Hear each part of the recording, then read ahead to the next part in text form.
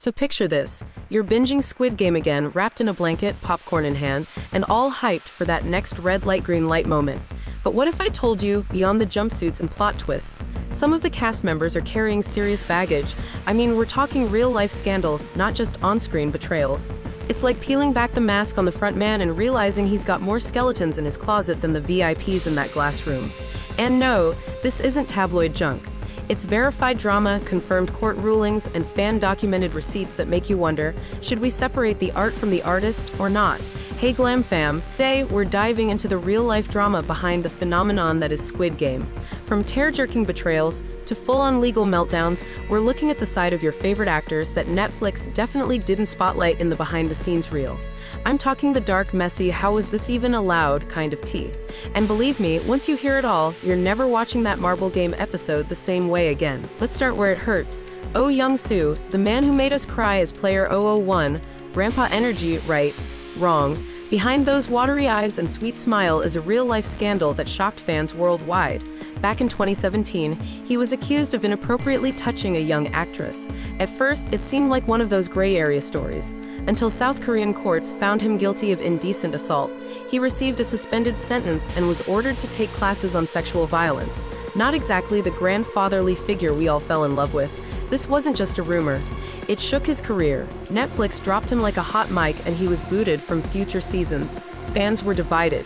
Some clung to the character, others couldn't separate him from the man who crossed the line. Real talk. It's a harsh reminder that even the most beloved characters might be hiding serious skeletons. Next up, Jung-jae, player 456, the face of the franchise, the ultimate survivor. But off-screen, dude's history is far from heroic. But before he became an international icon, Lee racked up 2 DUI charges, one in 1999 and again in 2002. And these weren't minor slip-ups. His blood alcohol level was way above the legal limit, leading to revoked licenses and some very public fallout.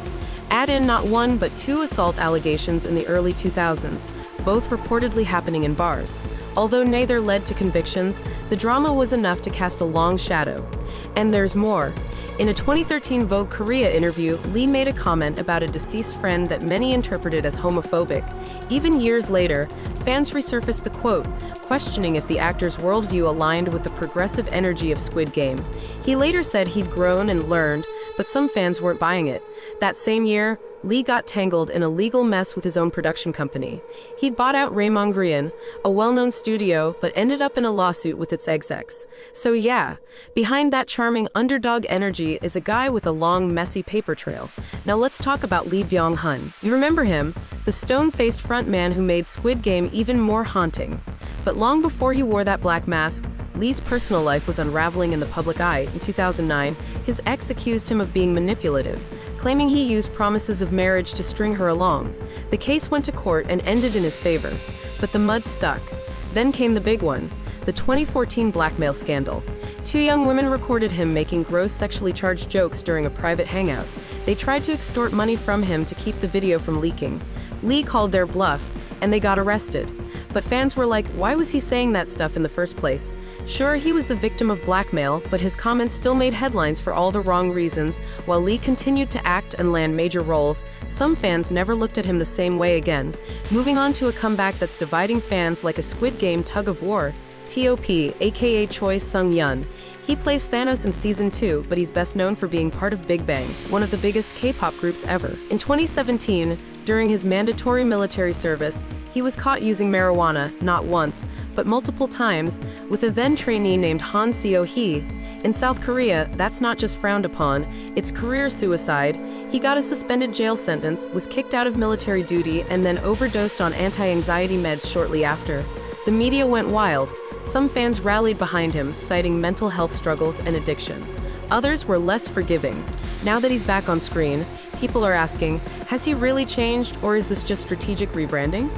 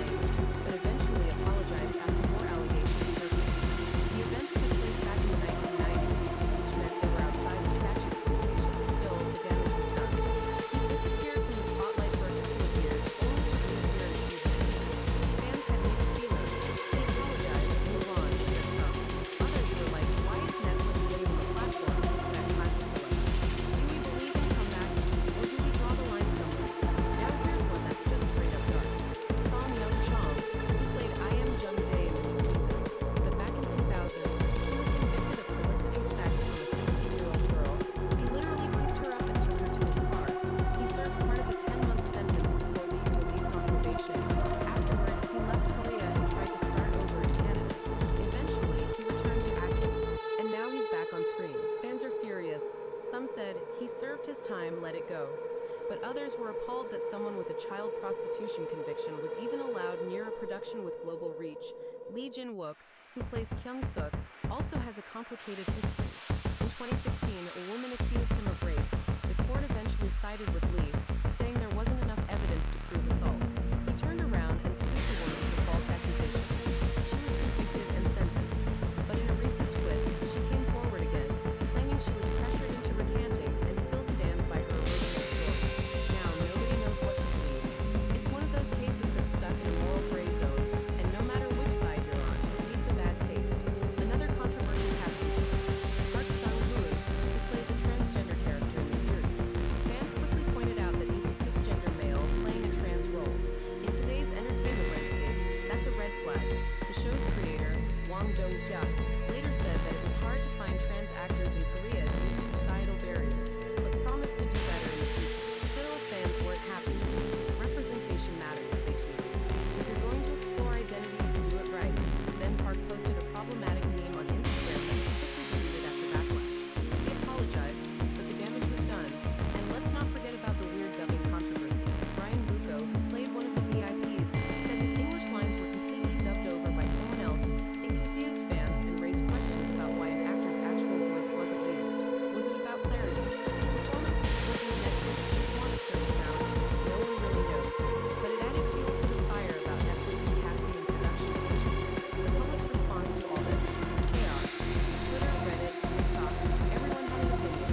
Some were heartbroken. I love this show and now I feel betrayed. Others were more resigned. Hollywood, the Hollywood, always shady. This is nothing new. On Reddit, one comment went viral. Imagine surviving a Squid Game only to be canceled in real life. Another user replied, plot twist. Netflix knew the drama would bring more views. That brings us to the big question. What is Netflix doing?